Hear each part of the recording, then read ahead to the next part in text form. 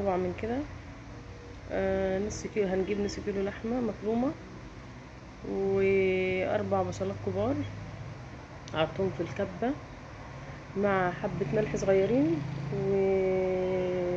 واضربهم كويس جدا، حبه ملح صغيرين وفلفل اسود، مفيش اكتر من كده. وهسويه على الطاسه من فوق. عايزه اقول لكم والله بجد روعه روعه، مش محتاج ولا بهارات ولا بتاع كتير.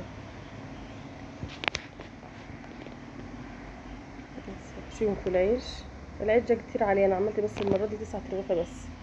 عايزه حبه تعمليهم على 12 رغيف براحتك، انا حابه تعمليها على اقل من كده براحتك جدا. المره دي خدوا مني 9 رغيف يعني، اللحمه خدت 9 رغيف بس. طريقته سهله جدا جدا، ربنا يحسن ما بين ايديكم. العيش كان عندي في الفريزر، فهتحسوا برضو ان ايه مش بيتفتح كويس قوي يعني.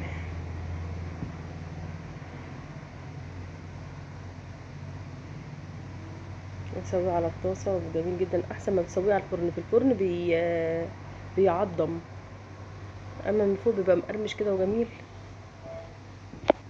وطي عليه النار خالص، انا موراكم شكل النار. وطي عليه النار خالص وغطيه وسيبيه 3 دقايق من جنب ده، و3 دقايق. بصي بوريكم النار ازاي شكلها عامل ازاي.